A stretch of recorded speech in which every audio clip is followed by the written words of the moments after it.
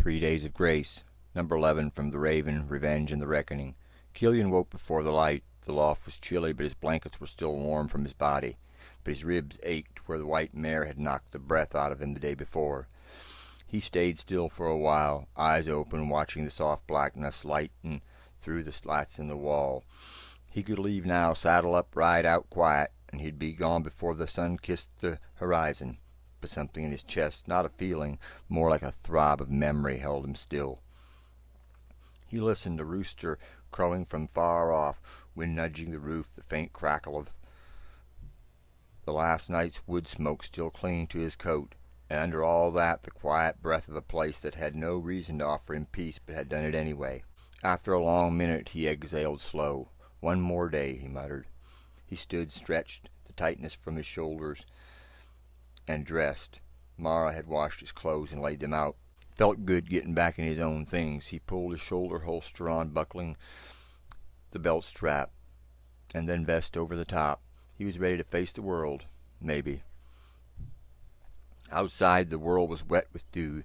The corral fence shimmered silver. Buck was already there.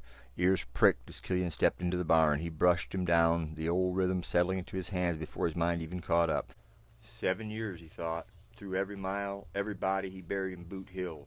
Every time he should have gone down, too, but didn't. He remembered every burning pain from bullets, for every searing knife wound. He thought of all the close calls he'd had, and how he had just escaped by dumb luck over and over.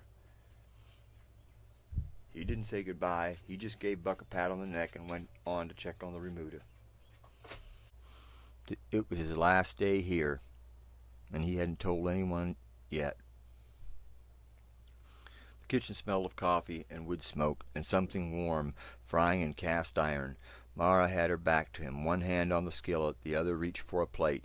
Lottie was already at the table, her feet tucked under her, her hair still damp from the morning wash. "Go ahead and sit," Mara said without turning. Killian did. Lottie looked up, smiling sleepily. "Did the white mare leave you sore?" He nodded. "Yeah, but I'll be fine. I bet she doesn't dump me today." She grinned. "She might just like you." Mara slid the skillet under the table, eggs crisp edged, golden alongside a pile of fried potatoes and 2 thick slabs of salt pork. "If she didn't kill you yesterday, she's likely figuring you're not worth the trouble." They ate the kind of quiet that wasn't awkward, just familiar, the kind that said this table had seen hard winters, lonely days, laughter and grief. Killian noticed the small things. The way Mara folded the dish towel twice before wiping the handle of the coffee pot, the way Lottie buttered her bread by scraping the knife away from her like someone had taught her carefully. No one rushed. No one filled the silence with nervous words. He found himself eating slow, letting the moment stretch. Mara caught his glance once and didn't look away. He dropped his eyes first. Afterwards, Lottie cleared the table, with Mara handing Killian a fresh biscuit wrapped in a cloth. "You'll want it by midday," she said. "These young horses can make a man hungry." Killian nodded and stepped out into the rising light. He grabbed his lariat off the corral fence and built a loop. Jumping down inside the corral, he made his way slowly through the horses toward the white mare, keeping his loop low. Good practice throwing that Houlihan again, he thought. The loop snaked out low, settling over the mare's neck. She snorted and broke. Killian had the rope around the center post before she hit the end. She fought it for a minute and then quit and came toward him. "That's a good girl," he crooned. "That's a good girl," he crooned. "I don't hate you. You left me sore, but today will be a better day." Ears flicked toward him. He had a little fight getting the saddle on by himself, but he got it done. He stepped into the stirrup and swung up clean. He grabbed the lead rope, took it a lap around the horn, and the mare bolted. Nothing like the day before, but she bucked in a straight line toward the corral fence again and then started circling left. Not uncommon for a horse to have a pattern or a bucking style. One lap and she started to settle. He saw Lottie coming toward the corral, and he shouted, "Hey, Lottie, open the corral gate."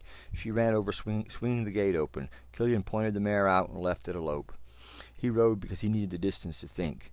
He rode the white mare across an open stretch behind the barn, down past the split rail fence line, and toward the dry creek bed where the grass grew tall and golden. The sky was wide and clean. The air smelled of dust and pine needles. The mare moved like she remembered being wild, head high, ears pricked, giving an occasional snort, and Killian let her carry him without asking too much. He didn't speak, just let the land do what it always had, scrape the noise out of him 1 mile at a time. He thought about Buck, about the first time he saddled him, about a crooked trail through a red canyon where his ribs were still healing from a fight he'd had. His first real desperate fist fight. He had walked away bruised and battered, but after that he wasn't afraid to fight. Good Lord, he'd been in too many of them. He thought about Julie, and for the first time he didn't feel sad. By the time he returned, a wagon had pulled up near the house. 2 kids climbed down, 1 girl around Lottie's age, a boy younger. The woman driving stepped out with the ease of someone used to hard work and no fuss. She carried a covered basket under one arm and waved without waiting for him to get near.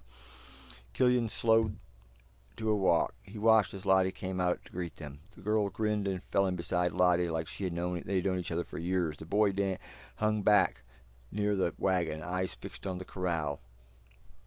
Killian dismounted near the barn and let the mare in, brushing her down slow. Behind him, the air filled with soft chatter and laughter from the girls and the neighbor woman. Her voice was lower and kind. The boy didn't say much. Killian could feel it. Their presence shifted the place, filling it with kind of light that had nothing to do with the sky. Danny rode with him later, out across the ridge and back again. The kid was great on horseback. He'd been riding since he's 8 years old, he'd said, and it showed. He was on the Grulla gelding, while Killian rode the iron gray mare, the one that Lottie said was her favorite. When they returned, the sun had passed its climb and was edging down. The girls had gone. Danny stood with his mother beside the wagon, and the boy looked back once more like maybe he didn't want to go. Then they rode out.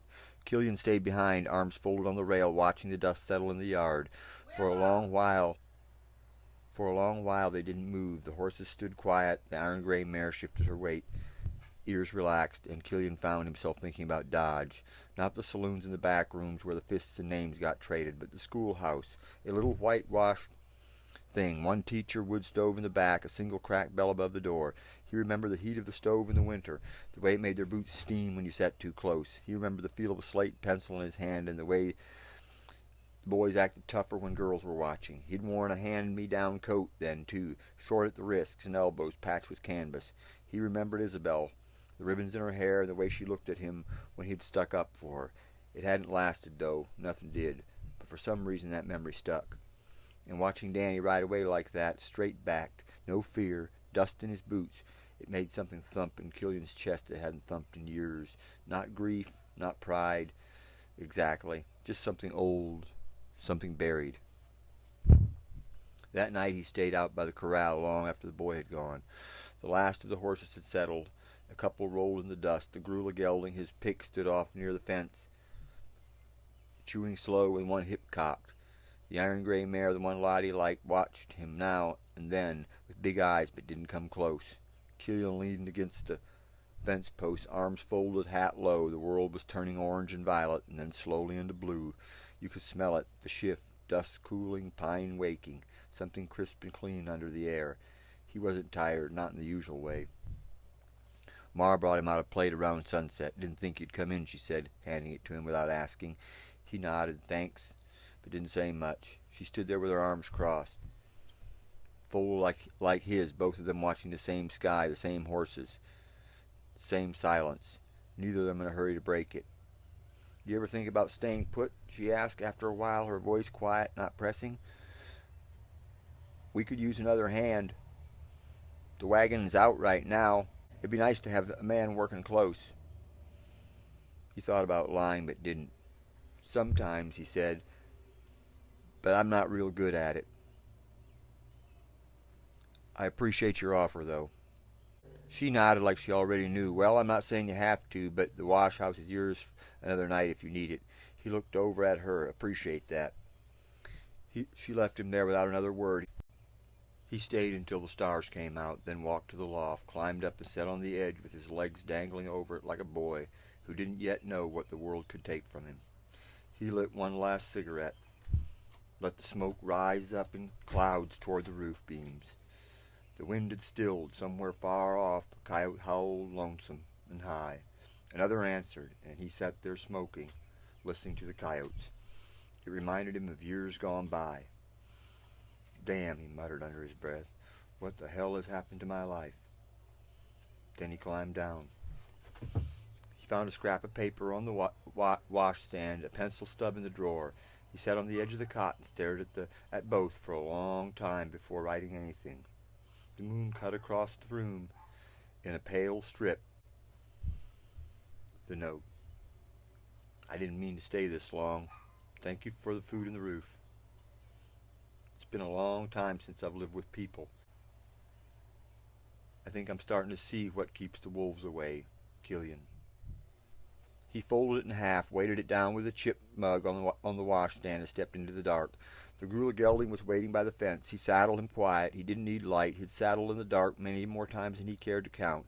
Just a man and a horse and the sound of leather creaking in rhythm with the night. He didn't look back when he left. He didn't need to. He thought about it for a second, but then he didn't. The night held him close as he rode out, and something about it felt clean and fresh.